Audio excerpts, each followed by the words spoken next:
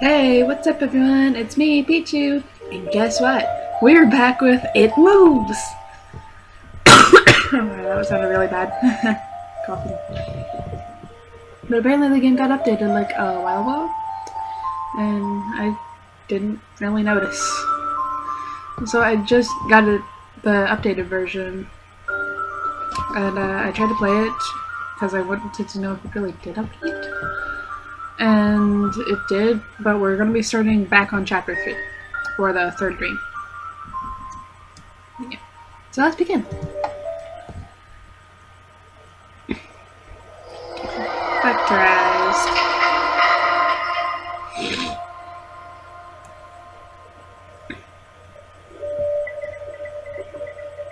Yes. No, we just, if I remember from like last time I played this chapter, we just move this way as stuff happens.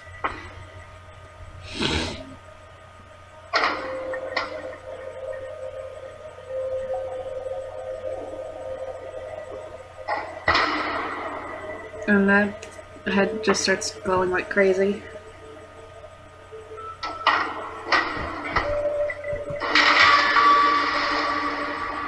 And then that happens.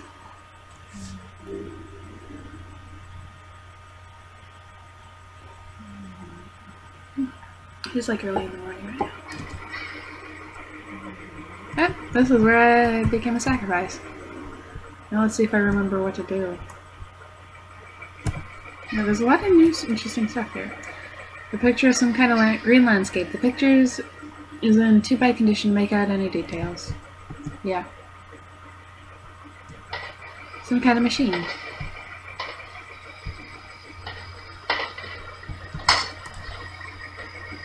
Please not have noise. I don't think they had noise in the last version. I don't remember. Some kind of machine. Hello. Goodbye. So we did something. Don't remember what though.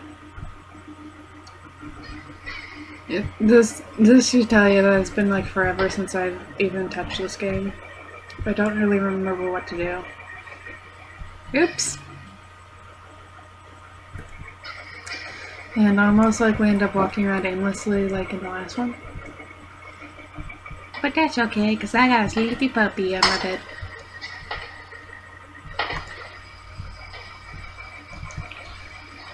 Looks almost like the lights on the runway at airports. I don't see it.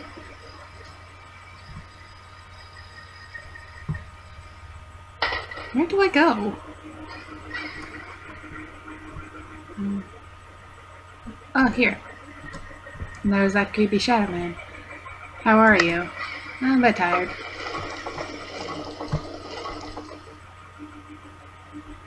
Not this way.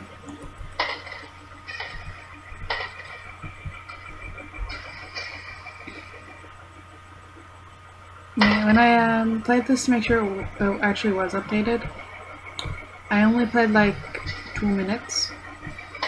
And those 2 minutes were spent just wandering around. But it quite literally stopped somewhere soon. I don't remember where. Oh, at this part.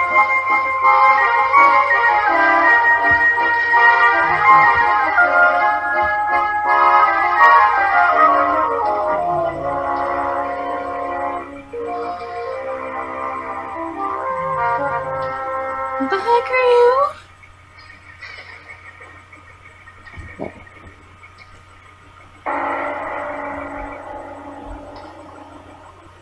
Okay, let's go. What? That was... I actually did not see that when I made sure this was updated. I literally stopped at the music. Where do I go now? Not in here. Not that way. Yeah, so a lot of this stuff is new to me. So I'm not going to spoil anything because I quite literally have no idea what's going to happen. Hi, guy. If only I knew the directions around, so I could actually, get the buttons. Oh, before you couldn't go behind here and then go this way, but now you can. Neat. That saves a lot of time. But still doesn't help the fact that I have no idea where to go.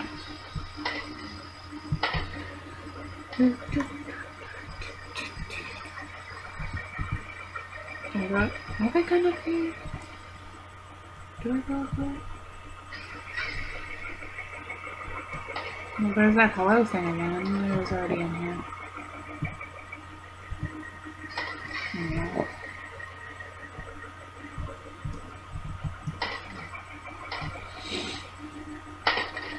So, where do I go?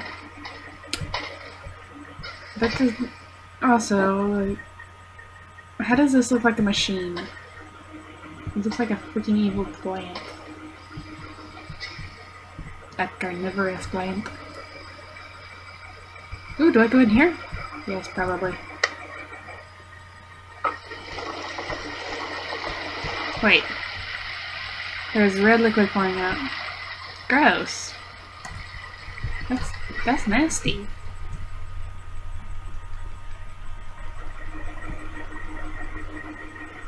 Why did they do that? Where do I go? So not this way.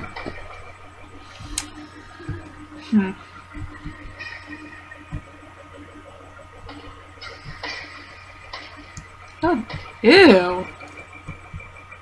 What the frick is that? What are you? Okay. You don't seem to like me. I'm leaving now.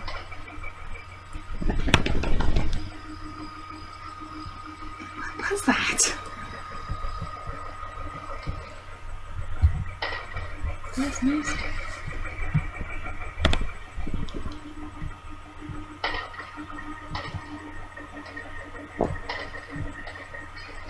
I should go over. More lights. Yeah, runway airport lights. What's going on now? Hello? What was that?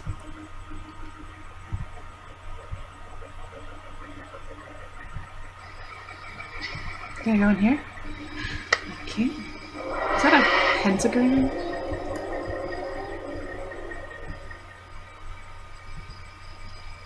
Hello? I just want to be friends. I don't want any trouble. I just want to leave this nightmare. Hello? Where am I even going? Holy!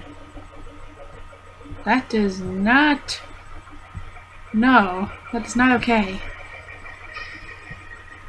It is not right.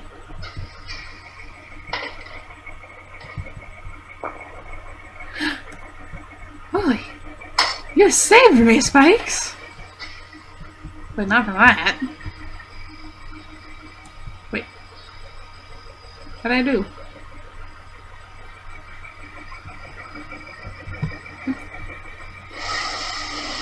Oh.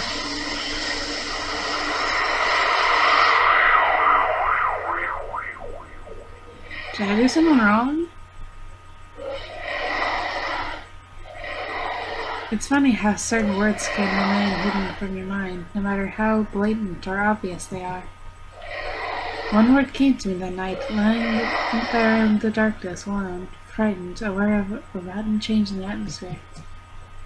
A thickening of the air, as if something had displaced it. As I heard the first casual twists of the bed sheets blow, the first anxious increase of my heartbeat, and the realization that something was once again in the bottom bunk, that word, a word which had been sent into exile, filtered up through my consciousness, breaking free of all repression, gasping for air, screaming, etching and carving itself in my mind. Ghosts. As this thought came to me, I noticed that my unwelcome visitor had ceased moving. The bedsheets lay calm and dormant, but they had been replaced by something far more hideous. A slow, rhythmic, rasping breath heaved and escaped from the thing below. I could imagine his chest rising and falling with each sordid, wheezing, and garbled breath. I shuddered and hoped beyond all that it would leave without occurrence. The house lay as it had the previous night, in a thick blanket of darkness. Silence prevailed, but all but for the perverted breath of my as yet unseen bunkmate, I lay there terrified. I just wanted this thing to go, to leave me alone. What did it want? Then something unmistakably transpired. It moved. It moved in a way different from before. When it threw itself around the bottom bunk, it seemed unrested, without purpose, almost animalistic.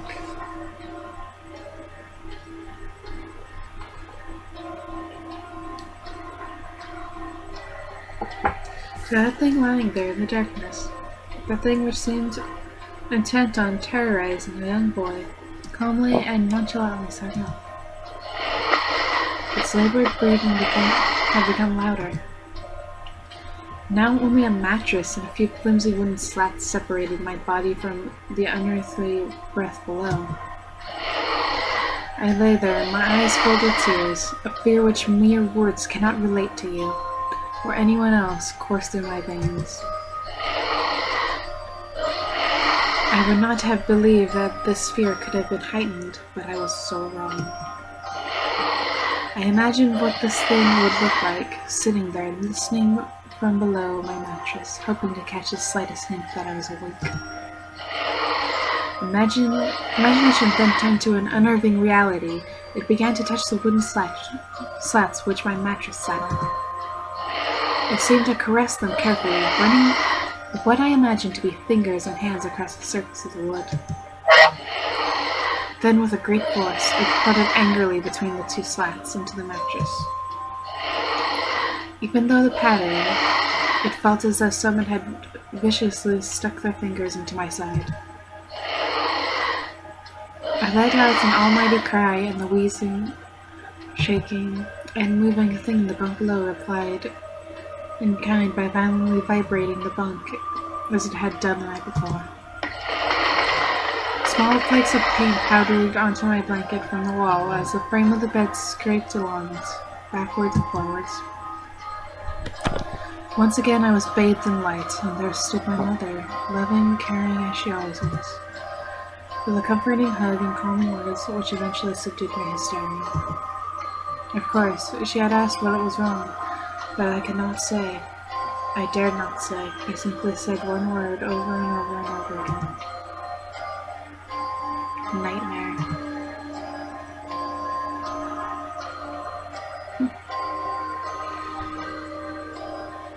The pattern of the events occurred for weeks, if not months. Night after night, I would awaken to the sound of rustling sheets. Each time I would scream so as to not provide the abomination with time to prod and feel for me. With each cry, the bed would shake violently, stopping with the arrival of my mother, who would spend the rest of the night in the bottom bunk, seemingly unaware of the sinister force torturing her son nightly. Along the way, I managed to feign illness a few times and come up with other, less than truthful reasons for sleeping in my parents' bed. But more often than not, I would be alone for the first few hours of each night in that place. The room where the light from outside did not sit right, alone with that thing. With time, you can become desensitized to almost anything, no matter how horrific. I had come to realize that, for whatever reason, this thing could not harm me when my mother was present.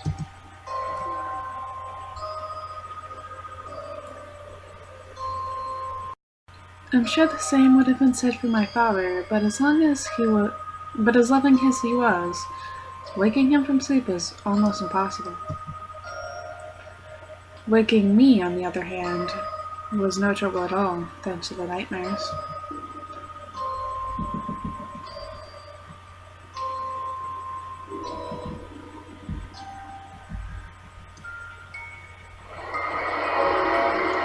Anger overload. Oh, that sounds fun.